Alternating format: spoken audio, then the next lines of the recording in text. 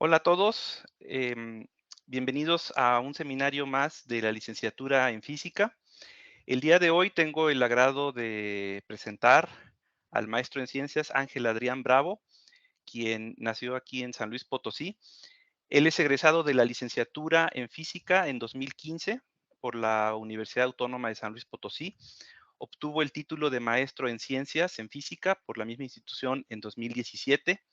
De 2017 a 2021 se desempeñó como ingeniero de algoritmos enfocado en el desarrollo de productos electrónicos para seguridad pasiva en Continental Automotive Research and Development, Querétaro. Actualmente es coordinador de Data Science en BMW, donde colabora implementando proyectos relacionados con inteligencia artificial, digitalización e innovación. Te cedo entonces el micrófono, Ángel, y muchas gracias por acompañarnos. Gracias, doctor. Muy bien, pues vamos a empezar con esta plática. Vamos a hablar de varias cosas. Uno es la física, otro es la inteligencia artificial y otro es el mundo más allá de nuestra academia o de nuestra universidad. Entonces espero que sea más o menos de su agrado y, pues, que vayamos viendo estos temas, ¿no? Como el doctor ya me presentó. Dejen cambio de diapositiva. Un poquito de lo que el doctor mencionó, de quién soy. Soy Ángel Bravo. Voy a empezar por mis hobbies, porque eso es lo que más me define a mí. Me gusta mucho leer, me gusta caminar. Tengo un hijo, tengo un perro, tengo una esposa. Me gusta salir con ellos, me gusta salir a pasear en bicicleta, etcétera. Me gustan los videojuegos y pues de repente también escuchar música, ver series. En cuanto a mi educación, me formé como licenciado en física en el 2011 y 15. Me titulé por tesis con el doctor Jesús Urías y continué en la maestría junto con el doctor Jesús Urías, la maestría en ciencias. Después estuve trabajando en esta parte como con una beca CONACYT y me moví como ingeniero de algoritmos a Continental. Ahí estuve poco más de 4 años y no mucho, al inicio de este año me moví a BMW, a la parte de Data Science. Entonces vamos empezando con lo que son los físicos en el imaginario colectivo, el cómo nos ven. Entonces aquí voy a empezar como una parte más dinámica. ¿Ustedes saben quién es el primer físico? El de la izquierda. Sheldon Cooper. Muy bien. ¿Y sabes quién es este de en medio? Hawking. ¿Y el de la derecha? No, nunca sé cómo decir su apellido. Es Javier Santaloaya. Exactamente. Sí, muy bien, muy bien. Pasaste el test.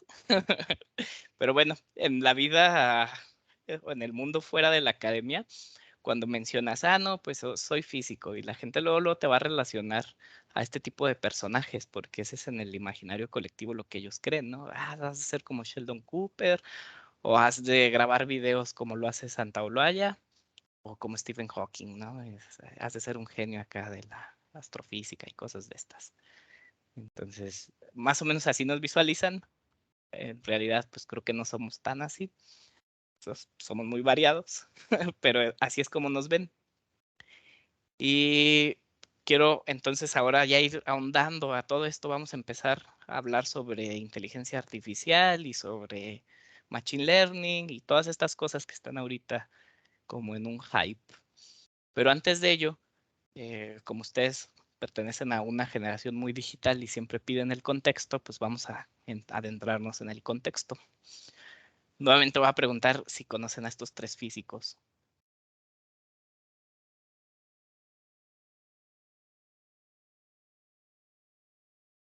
¿No hay respuestas? Entonces yo les voy a dar la respuesta. El de la izquierda es John Bardeen. John Bardeen ganó 2 premios Nobel de Física. Es el único físico en haber ganado 2 premios Nobel de física. Marie Curie ganó 1 en física y 1 en química, pero Bardeen ganó 2 de física. El de en medio se llama William Shockley, o se llamaba William Shockley. Y el de la derecha se llamaba Walter Brattain. ¿Qué hicieron ellos o por qué les dieron un premio Nobel? Hicieron una cosa fascinante. Ellos inventaron el transistor. Entonces, si algún día oyen hablar sobre la era en la que vivimos, no sé si más o menos han oído hablar de la era de piedra, de la era de bronce, de oro, etcétera. Yo en este momento catalogaría nuestra era como la era del silicio. O sea, el transistor vino a revolucionar todo y el primer transistor, el que ellos inventaron, era de germanio, pero el grupo, no recuerdo si fue el grupo de Bardeen o el de Shockley, se fue enfocando cada vez más a desarrollar uno de silicio. Entonces, lo que ellos hicieron es fenomenal, simplemente es fenomenal. Vamos a... Bueno, y en cuanto a Silicon Valley y todo eso, pues el nombre del Valle del Silicio pues viene porque pues ellos vivían o se reunían en las áreas de California y pues vinieron a... Ellos son los verdaderos padres, ¿no? De toda esta era del silicio. ¿Qué era todo esto de lo que he estado hablando sobre los transistores? Bueno, pues las primeras computadoras, esta es la ENIAC, que es Electronic Numerical Integrator and Computer, inventada en el 45, utilizaba estos bulbos para generar los estados computacionales. Al inventar el transistor se pudo hacer esa computación cada vez más pequeña. Entonces, aquí está la ENIAC. Aquí está cómo se veía. Para más o menos darnos una idea, la ENIAC principal tenía 17,000 bulbos más o menos. Y la ENIAC, por ahí de los años 90, pues era un simple chip. Entonces es como del tamaño de un centavo, ¿no? Entonces es una cosa chiquititita. Y todo eso pues fue gracias al descubrimiento de estos físicos, ¿no? Entonces fue fenomenal lo que lograron y crearon una nueva era.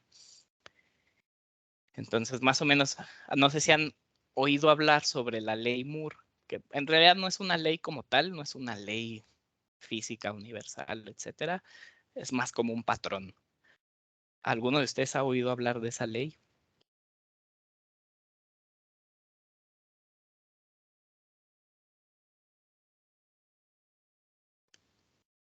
¿No? Bueno, la ley Moore, más o menos, como les digo, no es una ley, es más bien como un patrón. Especifica que más o menos cada 2.1 años se duplicaba el poder computacional. De hecho, Moore, para Gordon Moore se llamaba, fue alumno de Shockley y de hecho Moore fundó Intel. Entonces, más o menos para poner como todo en contexto, aquí está más o menos cómo crecieron los procesadores en cuanto a su tecnología y con los años, ¿no? Esta escala es logarítmica, así es que cada vez que pasamos de un escalón a otro, son 10 veces el escalón anterior, ¿no? Entonces esto está evolucionando de manera exponencial y pues así se puede ver esta gráfica, ¿no? Cómo se va duplicando ese poderío computacional y se van haciendo los chips cada vez más pequeños. ¿Qué está logrando eso o qué logró eso? Pues que haya computación por todos lados. Entonces tú ahorita tienes un teléfono y tu teléfono, no te miento, tiene el poder computacional que tenía la NASA cuando fueron al espacio. Entonces, el poder computacional se ha incrementado, se han generado millones de datos y hasta hace muy poco, quizá unos 20 años, empezó a darse una revolución en toda esta parte de analizar los datos que se generaban ya de manera digital, ¿no? A través de todo de toda la web o de todas las aplicaciones, etcétera. Ahora, bueno, me voy a regresar aquí a la parte del contexto y de toda la era del silicio en la que vivimos. ¿Alguien tiene alguna pregunta o algún comentario?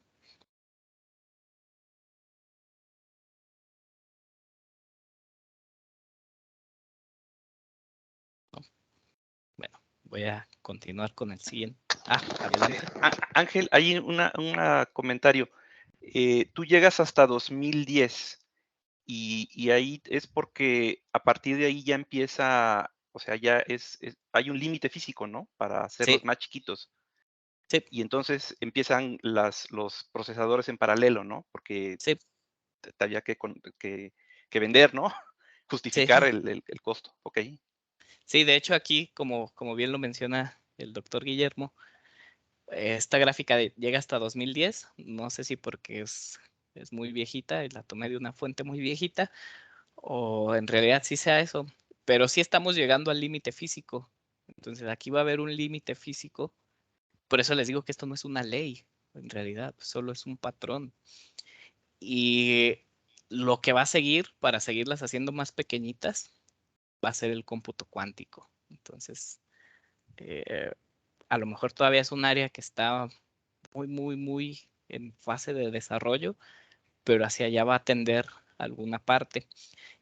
Lo que yo considero, esta es mi opinión totalmente, lo que yo considero es que el cómputo cuántico no va a ser accesible para todos o democrático más bien, no es como que cada persona vaya a tener un ordenador cuántico, sino más bien va a ser un servicio. Entonces la gente se va a suscribir a un servicio, tal cual ahorita está de moda, ¿no? Toda la parte del cloud computing y más o menos como que creo que hacia allá va la tirada, pero esta es simplemente mi opinión, no es un hecho.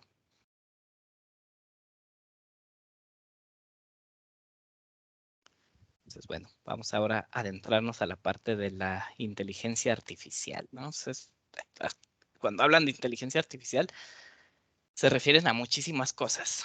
Entonces, inteligencia artificial abarca diversos campos. Uno es el aprendizaje automatizado, la parte del dictado, la visión por computadora, la parte de robótica, y hay algo que le llamaban los sistemas expertos, que en realidad pues ya casi no se usan. Y dentro de ellas podemos ver que salen todavía ramas, ¿no? ¿Alguien quiere dar un ejemplo, por ejemplo, no sé, del procesamiento del lenguaje natural o de visión por computadora?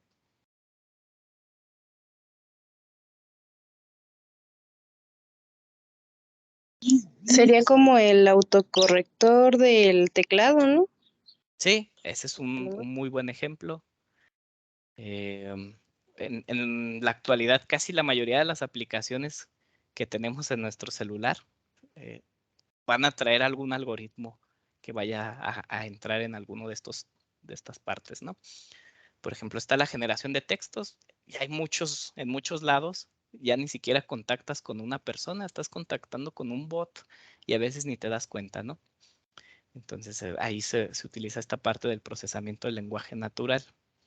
O no sé si han visto la parte de aquí de visión, de Computer Vision, cuando tú tienes, no sé, tu Google Fotos o lo que sea que tengas de aplicación, puedes ahí mismo filtrar, ¿no? Las fotos donde yo aparezco o donde aparece mi mascota o no sé qué, y el algoritmo en automático lo reconoce casi sin problema. Entonces, ¿cómo se logró eso? Pues son años de investigación. La inteligencia artificial no nació en esta década, tiene años desarrollándose, casi a la par a la que se estuvo desarrollando el cómputo. O sea, tiene muchísimos años. Lo que sí pasó es, ahora se tiene mucho cómputo muy accesible, de una manera muy accesible. Casi todos tenemos un dispositivo celular con bastante poderío computacional, entonces estos algoritmos corren sin ningún problema. Aquí voy ahora a introducirme un poquito a la parte del aprendizaje supervisado. Un par de ejemplos muy simples. Uno es la regresión. Aquí voy a empezar con la parte de regresión, luego vemos clasificación, etcétera. Regresión es tan simple como que tienes dos variables, una X y una Y, tal cual como lo hacemos en la estadística, ¿no? Buscas minimizar el error. Puedes minimizar el error cuadrático medio o lo que tú quieras. Entonces, ¿cómo funcionaría un algoritmo? Pues lanzas una línea, checas el error, lanzas otra línea, ves si el error va convergiendo y va a llegar a un punto en donde el error va a estar minimizado. Independientemente del problema o de cómo se distribuyan estos datos, tu algoritmo funciona. Entonces, este es un nuevo enfoque, un nuevo paradigma de la programación, ¿no? Estoy programando a través de ejemplos o a través de datos, en lugar de programar, programar orientado hacia una tarea. Aquí estoy programando a través de un ejemplo. Entonces, la computadora ve el ejemplo y lo intenta replicar. Support Vector Regression. Este es un poquito más complicado. En realidad, aquí hay un kernel por detrás y lo que busca es casi lo mismo, minimizar el error. En este caso, es la función de riesgo lo que se busca minimizar. Entonces, va siguiendo una tendencia según la distribución de los datos. Hay regresiones que pueden ser logarítmicas. Esta es una logarítmica aquí descendiente, etcétera, ¿no? Entonces hay diferentes tipos de ajustes. Esto muchos dirían, pues eso no es machine learning, ¿no? O sea, eso es, pues es estadística. Y pues la clave es que es verdad, ¿no? Entonces el aprendizaje automatizado o el aprendizaje máquina es realmente una combinación de algoritmos con estadística, pues, y con un poquito de programación. Vamos a otros ejemplos. Estos son de clasificación. Esto es muy simple. Los KNN vecinos. Entonces, tú puedes poner aquí una métrica euclidiana o cualquier métrica que se te ocurra. Y dices, bueno, que haya tantos vecinos alrededor. Y se van mapeando las clasificaciones, ¿no? A partir de datos de entrada, porque este es supervisado, este es un algoritmo supervisado. Entonces, tú ya traes la clasificación de estos datos y cuando le presentas datos nuevos, el algoritmo en automático dice, ah, bueno, estás en esta región, entonces eres de esta clasificación. O estás en esta región, ah, entonces eres de esta clasificación. Si te quedaras en una región intermedia, va a buscar los K-vecinos que hay alrededor. Y con base en ello va a decidir. Entonces es realmente o relativamente simple el algoritmo. Hay otro aquí, es los árboles de decisión. Aquí funciona muy diferente.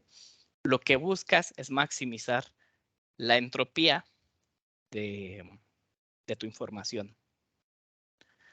No sé si algunos, los que han llevado cursos de estadística, saben qué significa la maximización de la entropía.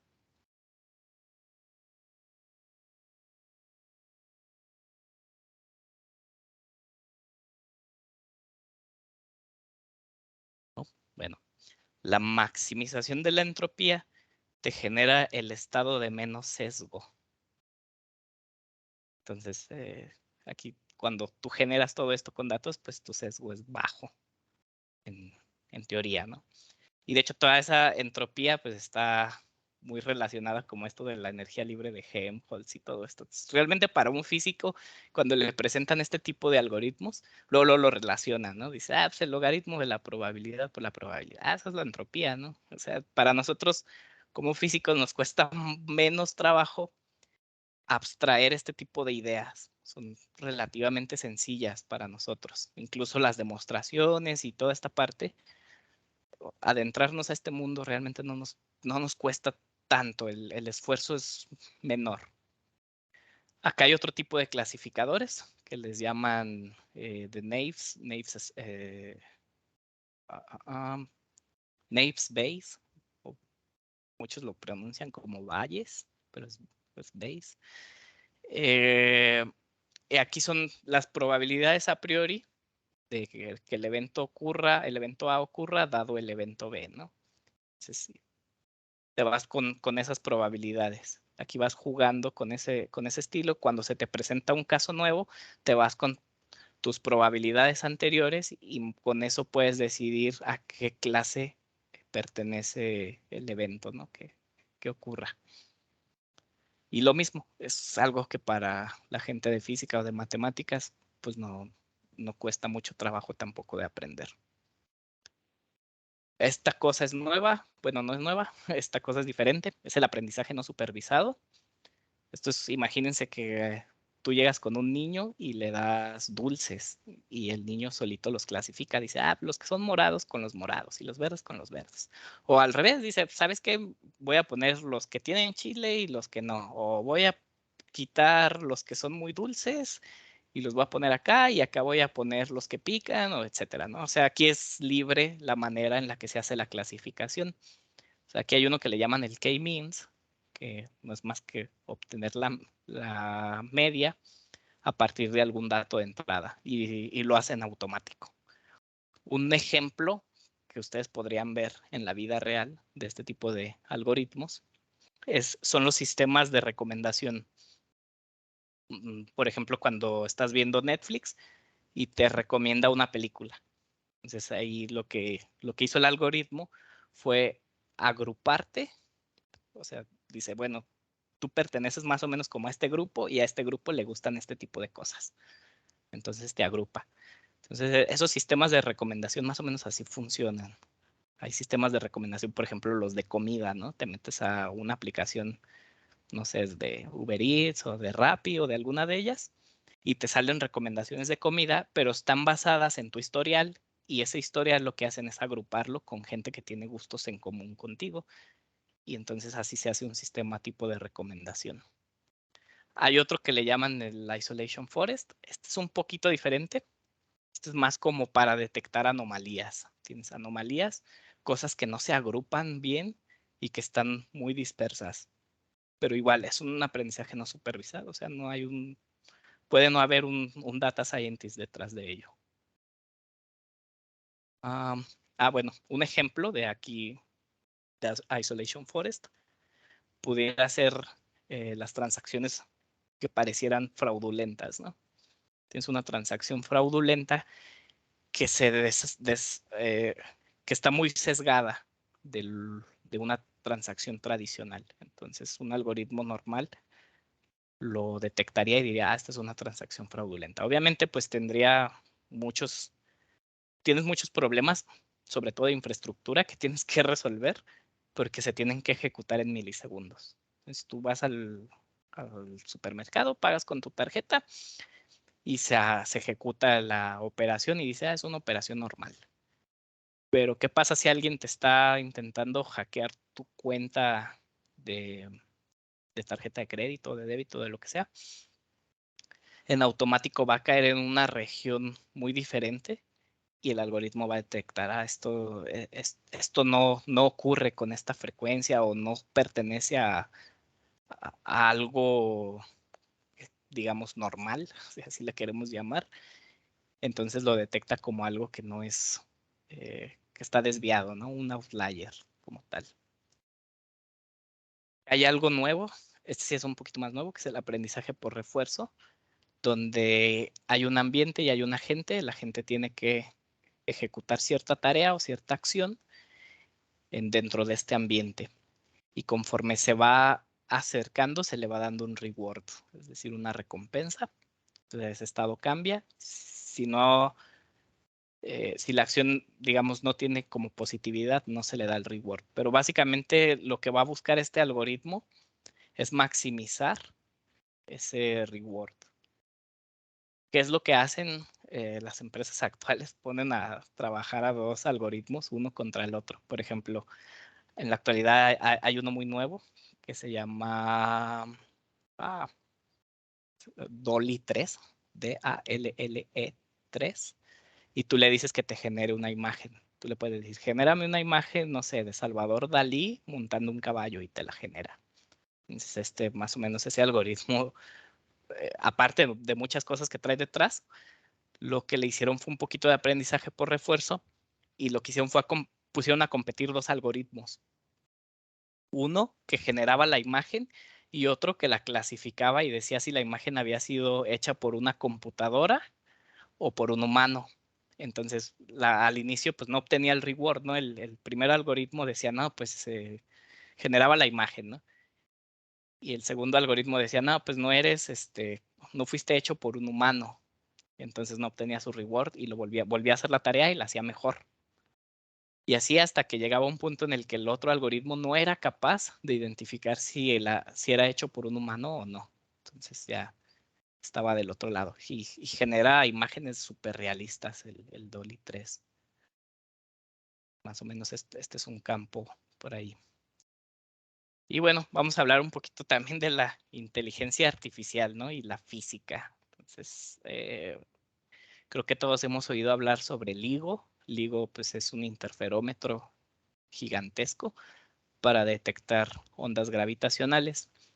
Este es un paper que salió en 2021 en Nature Astronomy sobre la reproducibilidad a través de estos datos, utilizando igual algoritmos de inteligencia artificial para detectar las ondas gravitacionales. Es decir, en lugar de estar ahí, que los científicos estén todo el día buscando si hubo o no hubo, si sí triggerió, si sí era una onda, pues tener un algoritmo que les ayude. El algoritmo fue muy bueno, basado en los datos históricos, obviamente. Entonces logra reproducir toda esta parte, lo que le llamo aquí AI Driven Gravitational Wave Detection, ¿no? Entonces, este fue un partner que hicieron entre NVIDIA, IBM y LIGO. Hay otro muy bueno que también es del año anterior. Este lo hizo Alphabet. Alphabet es el dueño de Google y de Gmail y de YouTube y de todo eso. Eso es el grupo Alphabet. Para que vean, si eso es un grupo muy, muy fuerte. ¿Qué es lo que ellos hicieron? Dijeron, bueno, construyeron un algoritmo aquí que le llamaban AlphaFold y intentaron recrear o predecir estructuras de proteínas, ¿no? Y aquí dice highly accurate. Ese está publicado en Nature. Esto pues también lo hicieron utilizando inteligencia artificial. Entonces, le están dando como la vuelta a la parte de investigación. Entonces, aquí mi mensaje va a ser más o menos, ya sea que se dediquen a un campo de investigación o un campo laboral en la industria, pues la inteligencia artificial está tomando su auge y no está de más pues aprender un par de los métodos, un par de las aplicaciones que existen en este campo. Voy a pasar aquí ahora a la parte como de la industria. Entonces, más o menos vimos algunos de los algoritmos y qué traían y etcétera. Pero, ¿qué está pasando en la industria con todo esto? En el comercio electrónico, por ejemplo, ya había mencionado un poquito la recomendación, ¿no? Los sistemas de recomendación. También están analizando a través del procesamiento del lenguaje natural, analizan como la retroalimentación que dan los clientes y con base en eso mejoran sus productos. En la parte de manufactura, ya existía desde hace tiempo, ¿no? Todos estos sistemas de monitoreo, pero ya pueden detectar anomalías que desencadenan fallas, incluso con bastante precisión y son muy predictibles. En la parte de los bancos, detectar fraudes, la parte está del riesgo de crédito, es decir, tienen modelos para saber si una persona o una entidad es susceptible o no a pagar su crédito. Aquí está la parte del Customer Lifetime. En la parte de salud, están pues descubriendo nuevos tratamientos. Hay una parte muy fuerte ahorita en bioinformática. En la parte de la industria del transporte o de la movilidad, todos hemos oído hablar sobre los coches autónomos o el self-driving. Actualmente van en el nivel 3 o 4. Se me hace que Waymo ya ha de estar en el nivel 4. Hay 5 niveles. El quinto es el más alto, es decir, ya no necesita de un ser humano para manejarse. Aquí lo mismo, hay sistemas de monitoreo para los coches también y para asegurar la integridad de los pasajeros. En la parte de finanzas, que va más o menos ligada con la de los bancos, ¿no? Entonces, también hay gente haciendo tradings, algoritmos de trading para la bolsa, ¿no? O sea, detectar cuando un stock pues, va a tener buen profit. Entonces, esta parte está ahorita muy de moda. Hay gente haciendo mucho dinero con esto. E incluso hay gente que descubre startups a través de, por ejemplo, algoritmos de anomalía, ¿no? Dicen, este startup se desvía mucho, ¿no? De lo normal. Entonces van y meten su dinero en esa startup porque creen que va a tener un buen futuro, ¿no? Está la parte de riesgo analítico también, de riesgo financiero me refiero. Entonces, como pueden ver, hay muchísimas aplicaciones digamos, fuera de la academia, a través de inteligencia artificial y de la ciencia de los datos. Entonces, es una tendencia que se está ahorita o ha ido creciendo en los últimos años, porque se han dado cuenta del poderío o del potencial que tienen todos este tipo de algoritmos. Entonces, ya sea que se dediquen a una parte dentro de la academia o se dediquen a una parte fuera de la academia, pues este es un área de oportunidad para los futuros egresados. Esta área pues me gustaría compartírsela con ustedes. En caso de que haya gente que esté interesada, pues puede ir aprendiendo sobre todos estos métodos, qué es lo que hay que aprender, qué es lo que hay que hacer. Y pues la verdad hay muchísimo potencial, sobre todo pues como mencionaba en algunos slides anteriores, para un físico, o para un biofísico, para un matemático, este tipo de algoritmos realmente les cuesta muy poco trabajo entenderlos, porque estamos muy acostumbrados a verlo, ¿no? Es muy fácil hacer eh, la comparativa cuando dices, pues este algoritmo es esto. Hay un algoritmo, por ejemplo, que se llama el XGBoost, ¿no?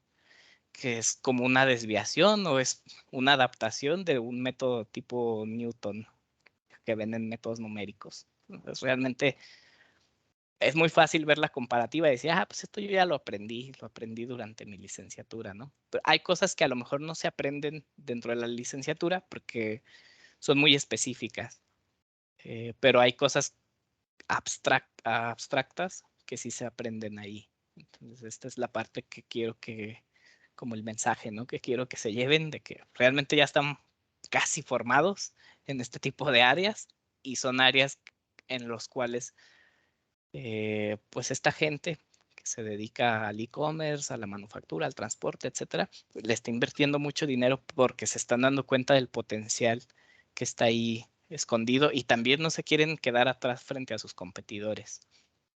O ya sea también dentro, como lo mencioné, dentro del área de la investigación, también hay mucha gente metida en todos estos temas.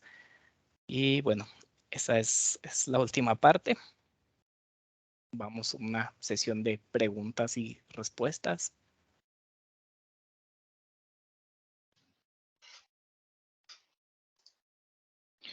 Muchas gracias, Ángel.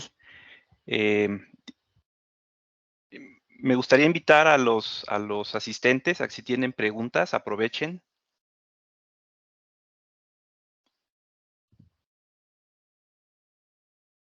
Adelante, Jonathan. Hola. Una pregunta sería, entonces, ¿tú recomendarías que, por ejemplo, nos acerquemos más hacia el área industrial o que, por ejemplo, si queremos meternos en toda esta parte de Machine Learning, que busquemos problemas en otras áreas fuera de la física, que es donde parece que está teniendo más auge todo lo de Machine Learning? Pues más que una recomendación, porque lo que yo veo es, pues cada persona tiene sus propios objetivos y su propio estilo de vida y cada persona va a ir buscando a qué se quiere dedicar. Entonces, independientemente si te quieres dedicar a la academia, a la docencia o la industria, independientemente de ello, me parece que es un área que como tiene un auge, no está de más aprenderla, independientemente de a dónde vayas. Lo que sí, si vas a ir al área industrial, en realidad hay muy pocas personas haciendo esto, muy pocas. ¿Por qué? Porque se requiere de un conocimiento muy específico que solo se encuentra en gente que está formada muy científicamente, por así llamarlo, ¿no? O sea, es gente que se formó en matemáticas, en física o en cualquier otra ciencia dura y en realidad somos muy pocos. Entonces hay mucho campo porque las industrias se han dado cuenta de la oportunidad que pueden generar, pero no logran llenar esos huecos con la gente que existe en la actualidad. Entonces, si te dedicaras o si te fueras guiando hacia el área de la industria, pues como estos temas tienen mucho auge y mucha oportunidad en realidad. Ok. Muchas gracias por tu respuesta. Sí, de nada. Yo tengo una pregunta, Ángel. Ujú. Esta presentación tuya, la estamos grabando para que quienes no pudieron asistir la puedan ver, y el público no necesariamente son solamente estudiantes de la licenciatura en física, también puede haber estudiantes de preparatoria que estén pensando, por ejemplo, qué hacer, qué estudiar, y también hay otro tipo de público.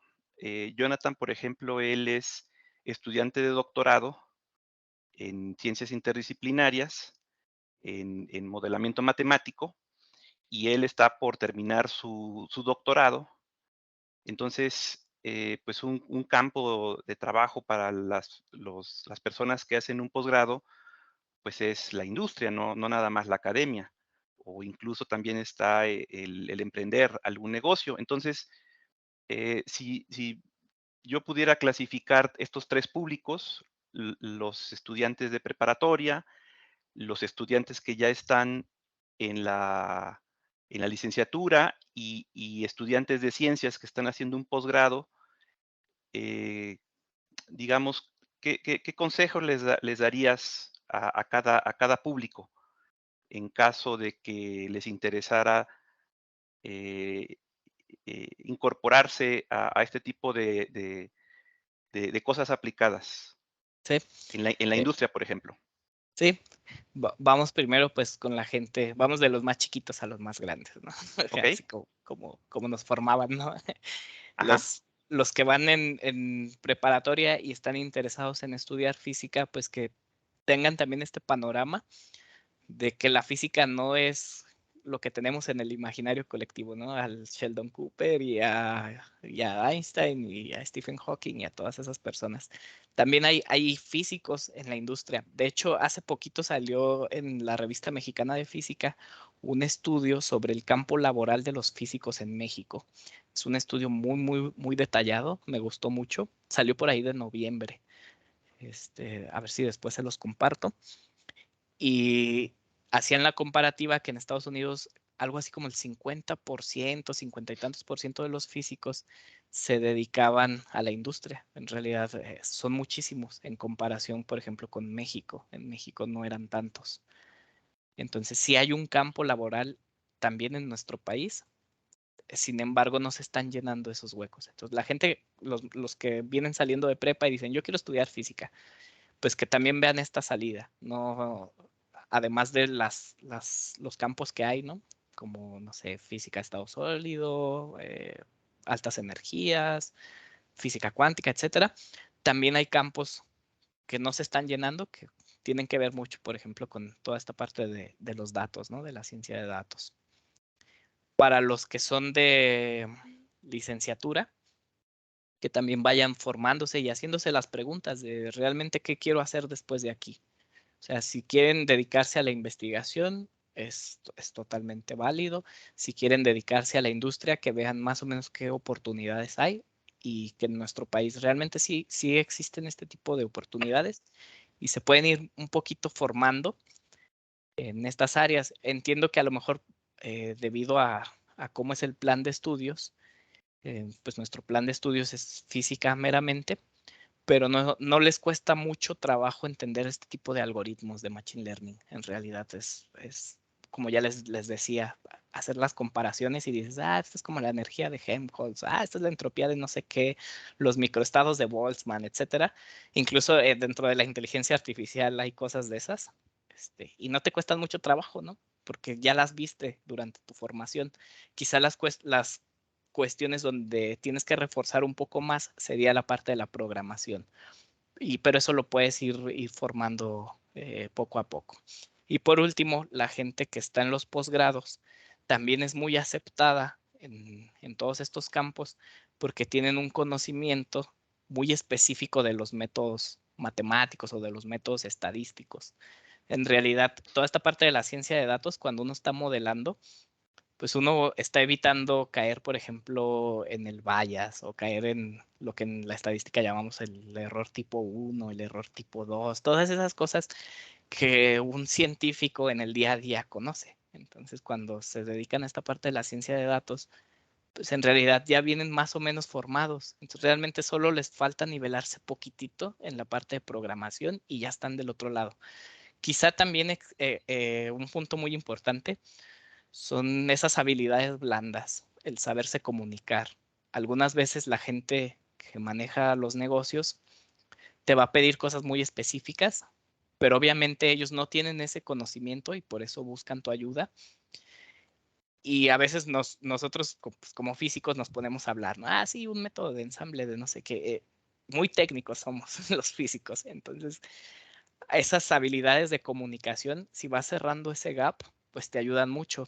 El hecho de poderte comunicar con gente que no es de esta área, no sé, hay gente, por ejemplo, no sé, la gente que administra el negocio, ¿no? Que dice, ah, es que queremos hacer tal cosa, ¿no? Una detección de anomalías.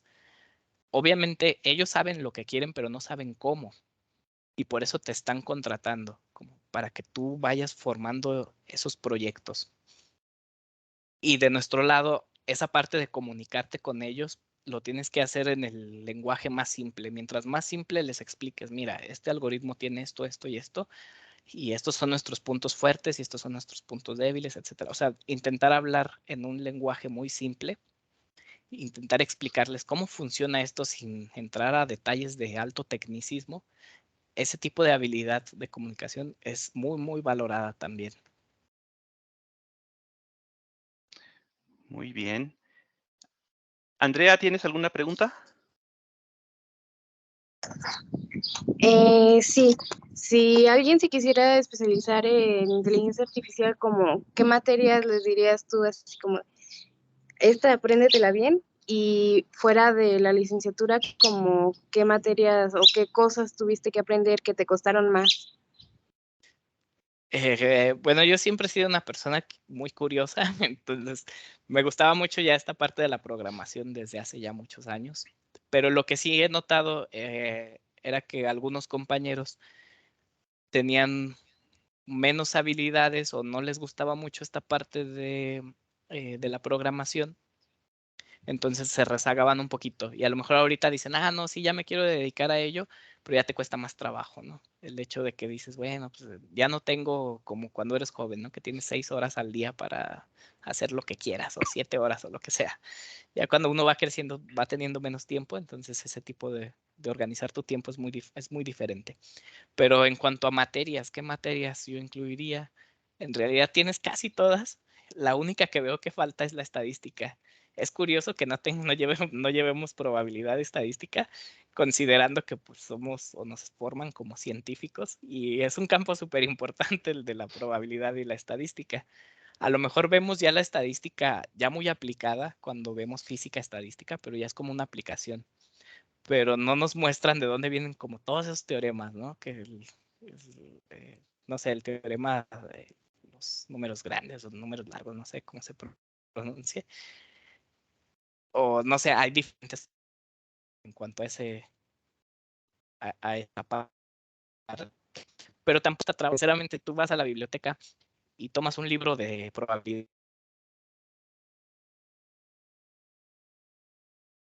que tienes.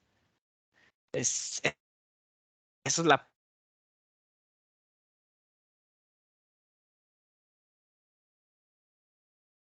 te va a costar mucho. No sé si por ahí perdimos, creo que el audio. No sé si aún me escuchan. Sí, se escuchaba un poquito cortado, pero ya te escuchas bien. Ah, muy bien. Entonces, bueno, les decía que no nos cuesta mucho trabajo como físicos adentrarnos a otra área de las matemáticas o de la física. En realidad, nos cuesta muy poco. Y la que veo que más nos tenemos que nivelar sería la estadística y la programación. Y es algo que no te toma tampoco mucho esfuerzo considerando todo el background que tienes. Muy bien. Yo tengo, Ángel, otra pregunta. Em, no sé si puede, bueno, ya quitaste la presentación, pero tú mostraste como muchas aplicaciones relacionadas con datos en diversos ámbitos. en la industria, en los bancos, en la salud, etcétera. Ujú. Y ándale, exactamente, esa. Ya me la Y brinqué, mira. esa, Ah, exactamente. ujú. Y de hecho, hace algunos años, no sé si el año pasado o hace 2 años, por ejemplo, la UNAM abrió una carrera en ciencia de datos y algunas otras universidades privadas, creo que a nivel maestría, o sea, en México se empieza a tratar de formalizar la generación de profesionales que en principio pudieran dedicarse a este tipo de aplicaciones. Eso está, digamos, como que en proceso. Eh, y pensando, por ejemplo, en los estudiantes de preparatoria otra vez, por ejemplo, ven esa filmina y se les puede hacer muy interesante. Em, y digamos, si ellos revisan el plan de estudios, por ejemplo, de una licenciatura en computación, usualmente independientemente del lugar donde se dé, aquí en San Luis, pues son como, llevan materias como muy orientadas a la programación. Y por otro lado, por ejemplo, en una licenciatura en física o en matemáticas, aunque sí llevan algún par de cursos en programación, pues la mayor parte de los cursos pues son en matemáticas o son en física, que finalmente pues es como aprender a modelar la naturaleza. Entonces, como que digamos, partiendo del hecho de que en San Luis Potosí no hay una licenciatura, hasta donde yo sé, como que enfocada a generar profesionales que puedan aterrizar específicamente esas aplicaciones que tú das, eh, ¿cuál sería tu opinión con respecto a alguien de preparatoria que dijera, pues a mí me interesa eso que estoy viendo en tu filmina, pero no sé, supongamos que le gusta la programación, le gustan las matemáticas, le gusta la física, pero pues no sé cuál sería la ruta, la mejor ruta o la ruta óptima? ¿Qué comentarios tendrías tú en base a tu experiencia? Eh, con base en mi experiencia y con la gente que he conocido, los mejores científicos de datos son matemáticos. Son matemáticos 100%. La computación es una subárea de las matemáticas, entonces esa gente no les cuesta casi nada de trabajo aprender un algoritmo y ven cosas de estas. Es más, hasta prueban el teorema de tal cosa sin ningún esfuerzo. Entonces los matemáticos para mí son súper valiosos en este tipo de campos, sobre todo cuando se enfocan a la parte de la programación. Me he dado cuenta que como son tan abstractos, tienen una manera muy simple de hacer programación y muy efectiva. E incluso esta parte de los algoritmos es todo un tema. O sea, hacer algoritmos que son eficientes, no cualquiera puede. Y los matemáticos lo hacen como si fuera cualquier cosa. De ellos he aprendido mucho. En realidad, los matemáticos se aprende mucho de ellos. Me da la impresión, o es la impresión que yo tengo, a lo mejor estoy muy sesgado, pero ellos han trazado esta ruta de una manera muy efectiva, de decir, ah, bueno, ¿quieres ser científico de datos? Pues empieza por esto, esto y esto. Y todas las materias, o cómo llamarle, como todo el conocimiento de la ciencia de datos, es realmente conocimiento de matemáticas. Entonces, ese para mí es el camino óptimo. Obviamente nosotros como físicos también tenemos una muy buena formación en matemáticas. De hecho, somos complementarios entre físicos y matemáticos. Ellos generan matemáticas y nosotros generamos un modelo que funciona en la física y viceversa. A veces se hace modelos de física que los matemáticos les gusta y dicen, ah, estos modelos a mí me gusta explorar y poner estos teoremas a prueba y ver hasta dónde más puedo llegar, ¿no? Entonces, la física y las matemáticas son complementarias, pero en cuanto a la ciencia de datos, las matemáticas son meramente la parte que está detrás de todo esto. Entonces, para mí eso sería como la ruta óptima. Muy bien. Ok. ¿Tenemos más preguntas? ¿Alguna otra pregunta por parte de los asistentes?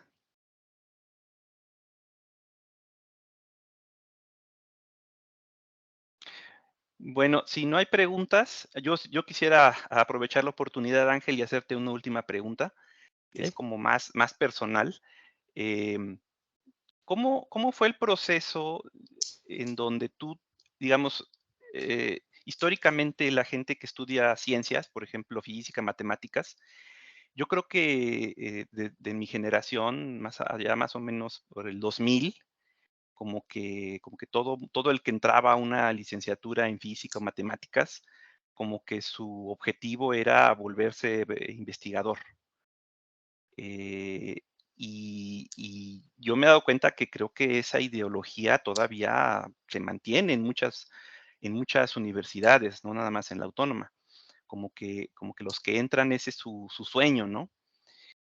Em, y, y digamos, no sé si era cuando tú estudiaste era algo parecido, eh, pero o sea, ¿cómo fue el proceso en el cual tú decidiste explorar dirigirte hacia donde tú estás ahorita?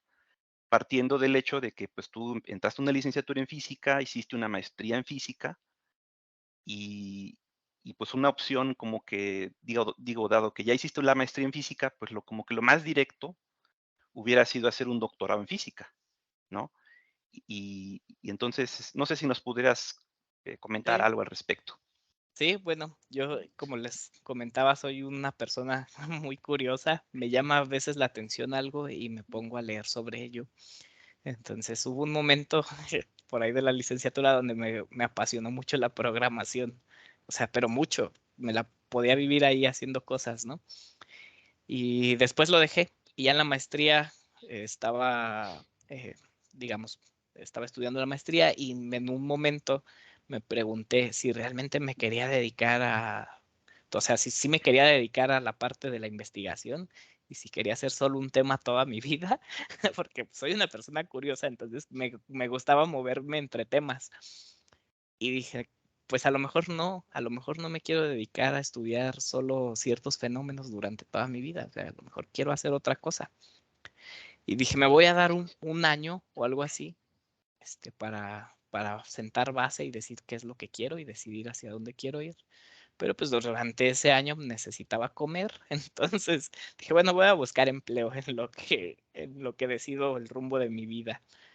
Y al buscar empleo, me di cuenta que hay muchas oportunidades para los físicos. Entonces, eventualmente se me abrió la oportunidad en Continental, la parte de algoritmos. Ahí hay una división muy grande de desarrollo para productos de seguridad pasiva y de autonomous driving. O sea, es ahorita a lo que más le apuestan, digamos. Todo ese desarrollo de productos electrónicos. Y ahí había muchísima oportunidad, me dieron la oportunidad de estar ahí. Y al final me encantó y me quedé por varios años. Y hasta hace poco, como les menciono, me moví acá a BMW y me empecé a dar cuenta que la gente en el día a día tienen problemas que quieren resolver y que nosotros tenemos las herramientas para resolver esos problemas, pero como que no hemos llegado a esa parte de la sinergia, ¿no? Entonces, ahorita esa parte es la que me mueve, es la que me motiva, el hecho de decir, bueno, estoy haciendo esto, pero veo que tiene un impacto. Entonces, esa parte me gusta mucho. Más o menos así fue como la evolución de cómo llegué hasta acá. Jonathan, ¿tienes una duda? Eh, Hola otra vez. Sí, también es una pregunta ya más personal. Me genera curiosidad saber, ¿tú qué hacías específicamente en Continental? O sea, mencionaste que estabas en el área de algoritmos, pero ¿tú hacías código? ¿En qué lenguaje? ¿O si tú hacías subrutinas para un programa muy grande? Si pudieras Eh, ahondar en eso. sí, sí te puedo compartir un poco. Estaba en la parte de seguridad pasiva, específicamente desarrollábamos el controlador de bolsa de aire para diversas plataformas, diversos vehículos, diversas marcas que compran ese controlador. Ese controlador tiene que tomar la decisión si va a detonar una bolsa de aire o no. Eso es básicamente. E incluso hay etapas para detonarla, etcétera. Y depende mucho de la física o de la dinámica que se encuentra, por ejemplo, en un choque. Entonces, ese tipo de situaciones son las que se dan, pero se toman decisiones muy rápidas. Son algoritmos que trabajan de manera muy eficiente, en pocos milisegundos. El algoritmo decide si la bolsa de aire es necesaria. Tiene que decidir en muy poquitos milisegundos porque se tiene que hacer antes de que la cabeza, por ejemplo, del pasajero, del conductor, se estrelle contra el tablero. O sea, tienes que proteger al ocupante muchísimo antes de que sufra algo. Entonces, es una parte muy retadora. Nosotros hacíamos la parte de, o sea, era un equipo muy grande, no era nada más yo, era un equipo muy, muy grande, donde se desarrollaba desde el hardware, la parte de la capa del software, y nosotros en algoritmos hacíamos el código que tomaba, digamos, esa decisión. Se hacía en lenguaje C para hacer el software embebido. Entonces esa era la parte en la que yo trabajaba, desarrollando este tipo de algoritmos, este tipo de códigos, y que van muy ligados tanto a la física, a la predictibilidad de las cosas y a la dinámica, ¿no? Entonces, era más o menos hacia allá iba la aplicación. Ok, muchas gracias. Sí, de nada. Y ahorita en Continental, Ángel, ¿también estás programando? Acá en BMW, sí estoy programando. Acá es muy diferente. De hecho, acá no les puedo decir mucho de lo que estoy haciendo porque son sistemas, ahorita hay como un acuerdo de confidencialidad, entonces no Claro, les puedo claro, decir claro. mucho de lo que, No, estamos haciendo. se entiende. Sí, entonces, pero sí programo. Acá estoy programando un poquito más en Python y utilizando también servicios que ya nos brindan otros proveedores. Muy bien. Bueno, pues, Sí, yo si tengo no. otra. Sí. Ajá. ¿Tú crees que podrías, o sea, se puede trabajar haciendo eso y a la vez dedicarte a la investigación? Como que hacer las dos cosas al mismo tiempo. ¿O consideras que sí es muy demandante el tiempo que le tienes que aplicar a esto? Sí y no. O sea, depende del tiempo que tengas libre. Por ejemplo, me voy a ir acá con la gente de Alphabet. Esta gente de Alphabet trabajan para Google y hacen las aplicaciones de Google, pero en sus ratos libres pues les encanta andar explorando cosas, ¿no? Entonces esta gente de Google de repente dice, oye, ¿y por qué no hacemos un algoritmo que se agarre a buscar proteínas y estructuras, considerando pues toda la infraestructura que tiene Google, ¿no? Pues sí, vamos a hacerlo, y se juntan y lo hacen, ¿no? En sus tiempos libres, o a lo mejor y sí lo hacen como un proyecto formal. Sinceramente no sé cómo funcionen internamente, pero si te fijas, esta gente trabaja en una empresa como tal, pero también se pueden dedicar a la parte de investigación. Y hay muchísima, de hecho, en toda esta área, hay gente que se dedica a sacar papers. O sea, hay gente que dice, pues estoy haciendo mi trabajo y de repente estás descubriendo un nuevo método o un nuevo algoritmo o estás efectivizando algo y dices, pues esto tiene potencial de ser un paper, ¿no? Al final del día, la ciencia de datos es una ciencia y tú vas a ir encontrando dentro de esa ciencia el mismo formalismo que existe en la academia y puedes ir lo mismo, ir y publicar. También, perdón, también están dentro de la industria, entiendo que hay departamentos de investigación y desarrollo. Sí. Y bueno, yo de manera muy superficial, yo lo que entiendo es que también las mismas empresas pueden tener problemas, así como un catálogo de problemas o un catálogo de temas que si se pueden mejorar, optimizar o se pueden resolver, de alguna manera, pues eso tiene un impacto económico. Entonces, a lo mejor la investigación no, digamos, no se usan tal vez herramientas tan sofisticadas, por ejemplo, como la de las aplicaciones que nos estás mostrando en pantalla, pero sí hay que hacer, digamos, hay que aplicar los métodos que se utilizan para hacer investigación, ¿no? Generar una hipótesis, modelar alguna cosa, hacer pruebas, hacer experimentos. Entonces, eso me parece que ocurre en el extranjero. ¿Cuál es tu perspectiva con respecto a México? Sí, en México, en Continental, sí ocurría. al final del día era un centro de investigación y desarrollo. Se hacía mucha investigación. También existe la parte del secreto industrial o el secreto de las empresas, ¿no? Entonces, al final del día estás desarrollando un producto y te conviene más mantener ese tipo de investigación en secreto que revelarla. Todo va a depender. Algunas veces te das cuenta que se hacen, por ejemplo, convenios, ¿no? Con universidades o así. Y ahí te puedes dar cuenta y decir, bueno, a lo mejor esto tiene un beneficio para la comunidad. Entonces se hace de manera open source y se libera todo la parte de la investigación y se beneficia a la comunidad. Pero algunas veces se tiene que ver también por la continuidad de la empresa. Entonces la empresa dice, acabamos de descubrir un nuevo método, una nueva cosa, tal cual siguiendo el método científico, ¿no? Y estás haciendo investigación, pero no la puedes publicar así como así, porque le generas un impacto económico a la empresa. Entonces se vuelve una especie de trade-off, ¿no? Donde hay que buscar qué cosa va a beneficiar a todos, a la comunidad en general, y entonces eso es bueno, y qué cosa está beneficiando y dándole continuidad a la empresa. Eso es más o menos lo que se busca, pero sí en México sí existen. Sé que no es tan o no se da tanto tanta difusión por lo mismo, por el secreto industrial, pero sí hay investigación. Muy bien.